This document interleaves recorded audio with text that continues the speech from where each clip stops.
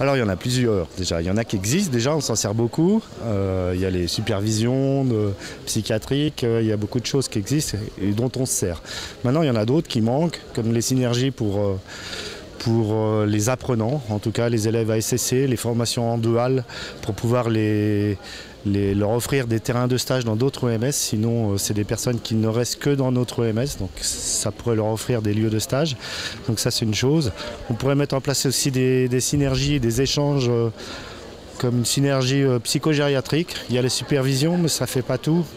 Il faudrait pouvoir développer des échanges, des groupements, soit d'ICUS, de psychogériatrie. Je pense que ça serait intéressant dans le canton.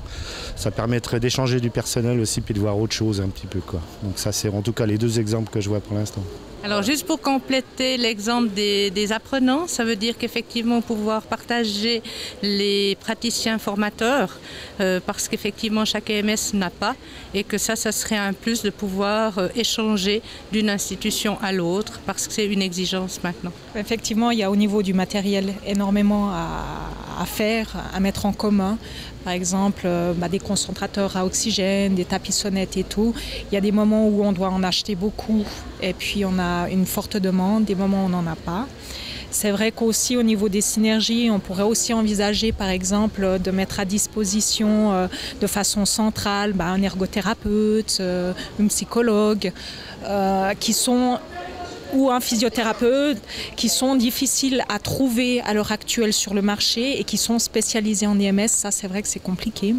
Et puis après, effectivement, aussi un mélange de savoir. C'est-à-dire, il y a des EMS qui sont spécialisés, qui ont du personnel qui est spécialisé et ça vaudrait le coup de faire ce mélange de savoir aussi entre professionnels et puis faire des échanges comme ça.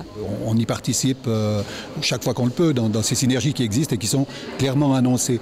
Mais j'ai eu l'occasion à une certaine époque de collaborer avec un autre EMS qui avait une surdotation de personnel diplômé. C'est peut-être quelque chose qui sera un peu plus difficile aujourd'hui parce qu'il y a plutôt la pénurie, et où nous avons occupé en somme comme si c'était dans un stage une infirmière surnuméraire dans cet EMS.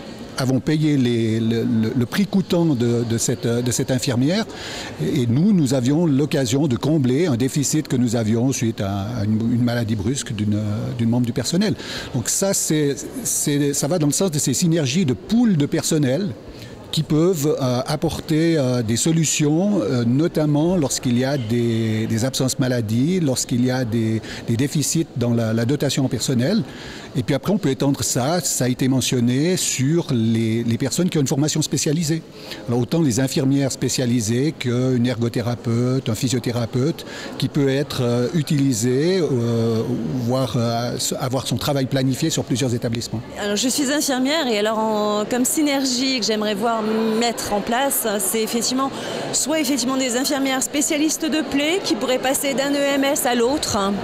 Voilà, ou alors une infirmière spécialisée en plaies, en pharmacie, peut-être aussi, des choses comme ça. Et des partages de connaissances. Ce que je trouve important, finalement, c'est d'avoir cette synergie dans ce réseau pour que chaque acteur apporte ses propres compétences. Et c'est vrai que longtemps, le pharmacien a été mis en dehors de ce réseau-là, simplement parce que c'était une personne qui apportait les médicaments dans les EMS. Et on n'est plus du tout dans cette démarche-là. Maintenant, on apporte nos compétences de spécialistes du médicament. Et on travaille en synergie avec le personnel infirmier, la direction et puis le médecin.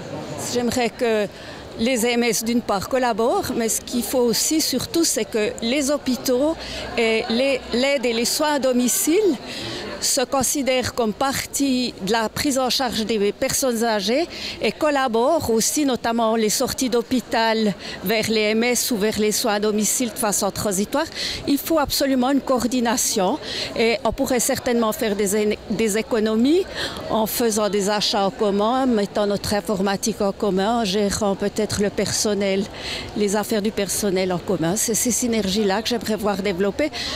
Par contre, j'aimerais qu'on garde une certaine proximité avec les habitants. C'est pour ça qu'on ne peut pas faire un EMS de district ou un EMS cantonal. Il faut que les personnes âgées se sentent encore chez elles. Je pense qu'aujourd'hui, on va vers des tailles de gestion qui sont plus grandes, mais en gardant le côté humain au contact du résident. Donc il faut avoir ces deux aspects. Et je pense qu'effectivement, les synergies de gestion vont être probablement à l'avenir une réalité. Donc c'est plutôt vers là qu'on peut s'orienter, à savoir des regroupements au niveau des services communs, cuisine, technique, infrastructure, tout en gardant, alors c'est à absolue nécessité, de garder l'humain auprès du résident et là de personnaliser. Je pense que les synergies qui sont maintenant, c'est surtout la réflexion sur les nouveaux projets. Par exemple, se mettre à plusieurs pour concevoir des nouveautés, faire des études, ça paraît une synergie essentielle. On est toujours en train de réinventer la roue tout seul, avoir raison tout seul, et puis tout le monde fait des bouts de projets qu'on n'arrive pas à finaliser. Alors nous, on s'est réunis sur des projets tels que des chariots sensoriels, tels que manger main, tels que des approches innovantes, qui nous permettent de développer notre savoir, notre savoir-faire dans ces domaines.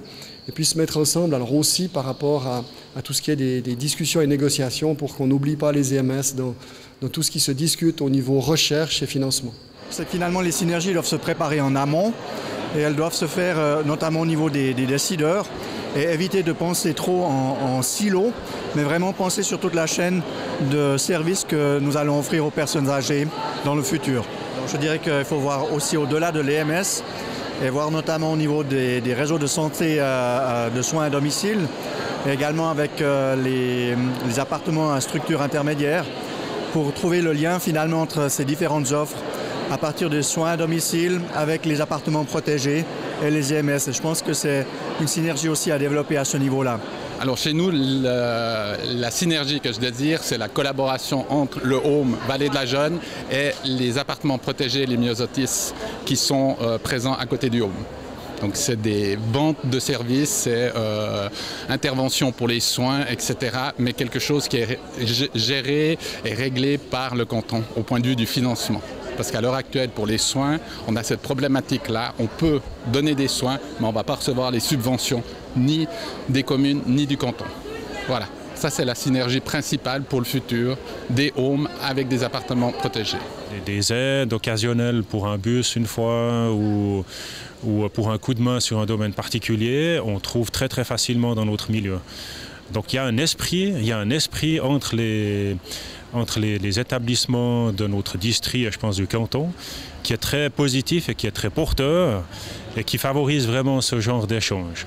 Alors ils se font d'une manière qui n'est pas, disons, organisée, qui n'est pas institutionnalisée souvent, mais dans la pratique, je trouve qu'il y a beaucoup d'échanges. Ce que j'ai entendu jusqu'à maintenant, ça démontre que la réflexion est indispensable et il y a des propositions de synergie.